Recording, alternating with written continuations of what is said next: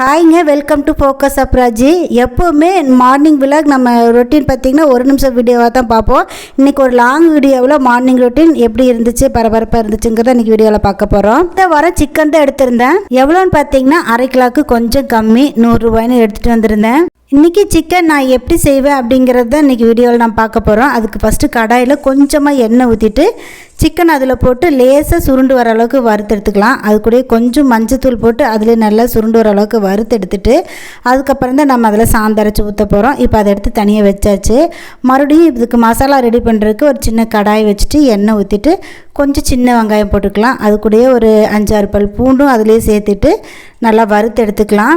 நான் சிக்கன் பொடி தான் சேர்த்துக்குவேன். அது பார்த்திங்கன்னா சக்தி மசாலா பொடி சேர்த்துக்குவேன். அது வந்திங்கன்னா கொஞ்சம் நம்மளுக்கு எச்சா இருந்தாலும் பிரச்சனை இல்லை. அது கொஞ்சம் எண்ணெயிலே வறுத்த மாதிரி இந்த மாதிரி வறுத்து எடுத்துக்கலாம். நான் எண்ணெயிலையும் கொஞ்சம் போடுவேன், குழம்புக்கு அரைக்கும் போதும் கொஞ்சம் போடுவேன். அதனால் கொஞ்சம் எச்சா கம்மியாக இருந்தாலும் ஒன்றும் பிரச்சனை இல்லை, அட்ஜஸ்ட் பண்ணி போட்டுக்குவேன்.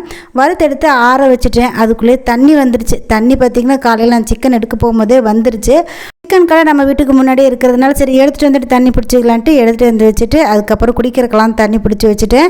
அதுக்கப்புறம் மசாலாலாம் வறுத்து ஆற வச்சுட்டு அதுக்கப்புறம் மறுபடியும் ஒரு குடம் காலி இருந்துச்சு. அதனால் அதையும் பிடிச்சி வச்சுட்டு தொட்டிக்கு போட்டு விட்டு வந்துட்டேன். குழம்புக்கு தேங்காய் எடுக்கலான்னு சொல்லி ஃப்ரிட்ஜை திறந்தா தேங்காய் இல்லை. சரி ஒரு காய் உடச்சிடலாம் அப்படின்னு சொல்லிட்டு ஒரு குட்டி சொம்பு வச்சு தேங்காய் தண்ணி பிடிக்கலான்னு சொல்லிட்டு தேங்காய் உடச்சா தண்ணி பூரா கீழே போயிடுச்சு. ஒரு நாள் தேங்காய் உடைக்கும் போது தண்ணி கிடைக்கும், அண்ணாக்கா வாயில் ஊற்றிக்குவோம். சரி நீ சொம்பில் பிடிக்கலான்ட்டு போகும்போது சொம்பில் ஒரு சொட்டு தண்ணி கூட விழுகல, ஏமாந்து போயாச்சு. தேங்காய் உடைக்கும் போதில் என் பையன் தான் தேங்காய் தண்ணிக்கு நிற்பான். அதனால தான் தேங்காய் தண்ணி எடுத்து வைக்கிறது. கறி குழம்புன்னு இல்லை, எந்த குழம்பு வச்சாலுமே நான் தேங்காய் சில்லாக தான் எடுத்து அரைப்பேன். ஏன்னா அதில் தேங்காய் பால் அதில் தான் நிறைய கிடைக்கும். திருவிட்டோம் அப்படின்னா சக்கையாக இருக்கும். அதனால தான் நான் சில்லு எடுத்து குழம்பு கரைச்சிடுவேன். புளி குழம்பாக இருந்தாலும் சரி, கறி குழம்பாக இருந்தாலும் சரி, எல்லாத்துக்குமே. இப்போ சுருண்டு வந்ததுக்கப்புறம் நம்ம அரைச்சி வச்ச மசாலாவை அதில் ஊற்றி நல்லா கொதிக்க வச்சுக்குவேன். இந்த பூனைக்குட்டி பார்த்தீங்களா என்ன ராவடி பண்ணிட்டு இருக்குதுன்னு சொல்லிட்டு 2-3 நாளைக்கு மேலே ஆச்சு வீட்டுக்கு பதுசாக இருந்துச்சுங்க. இன்றைக்கி சிக்கன் குழம்பு வாசம் அடிக்குதுன்னு தெரிஞ்சோடனே இதனோட ராவடி என்னால் தாங்கவே முடியல. கவுண்டர் டாப் மேலேயே ஏறி உட்காந்துக்குது. நானும் கீழே இறக்கி விட்டா மேலே ஏறதுக்காக தான் பார்க்குது. மசாலாலாம் சேர்த்து குழம்பு கொதிக்கட்டும்னு சொல்லிட்டு மூடி வச்சுட்டு வெளியில் பார்த்தா தொட்டியில் தண்ணி நம்பி எல்லாம் கீழே போயிடுச்சு. அதுக்கப்புறம் சரி அதை எடுத்து செடிக்கு போட்டு விட்டுலாம் அப்படின்னு சொல்லிட்டு செடிக்கு போடுறதுக்கு வந்தேன். அப்புறம் வரிசையாக இருக்கிற ரோஸ்மெரி, ரணகல்லி, வெத்தலை செடி, குரோட்டன்ஸு, மணி பிளான்ட் எல்லாமே இருக்குதுங்க. அதுக்குள்ளே கொஞ்சம் கொஞ்சம் தண்ணி விட்டுட்டு அந்த பக்கம் அவரை செடி இருக்குது, அதுக்கும் தண்ணி விட்டுட்டேங்க. என்னைக்கு இந்த பக்கம் மண்ணு கொட்டினாங்களோ அந்த பக்கமே போகிறதுக்கு மனசே இல்லைங்க. ஏன்னா செடி போட்டிருக்கிறதெல்லாம் மண்ணு கொட்டிடுவாங்க. கொட்டினதுக்கப்புறம் ஏதாவது வேலை செஞ்சுக்கலாம் அப்படிங்கிறதுக்காகவே நான் அப்படியே விட்டுட்டு போகவே இல்லை.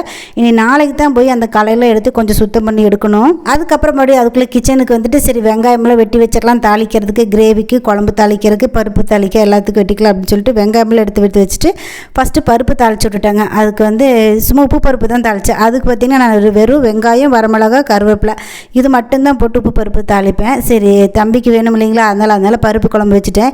பார்த்திங்கன்னா இவ எங்கே உட்காந்துருக்கான்னு பாருங்கள். இதுக்கு பேர் பார்த்திங்கன்னா நம்ம மீனுன்னு வச்சுருக்குறோம், மீனான்னு வச்சுருக்குறோம்.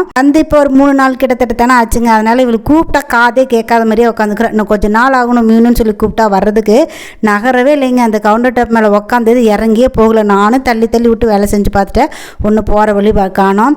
அதுக்கப்புறம் பார்த்திங்கன்னா ரசத்துக்கு பருப்புக்குள்ளேயே நான் தக்காளி பழம் வேக போட்டுருவேன். 2ஆக கட் பண்ணி அந்த சென்டரில் இருக்கிறத கட் பண்ணி போட்டுட்டு பருப்புக்குள்ளே போட்டுருவேன். ஆனால் பருப்புக்குள்ளே போட்டு வைக்கிற அந்த தக்காளி ரசம் பார்த்திங்கன்னா ரொம்ப டேஸ்ட்டாக இருக்கும். அதனால தான் நான் எப்போ பருப்பு வச்சாலும் ரசம் வைக்கும்போது அதுக்குள்ளே 2 தக்காளி போட்டு வேக வச்சு எடுத்து கரைச்சிடுவேன். இன்றைக்கி எனக்கு கிச்சனில் வேலை செய்கிறத விட இந்த மீன் குட்டியை நகர்த்தி விட்டுட்டு எனக்கு வேலை செய்கிறது பெரிய வேலையாக போச்சு.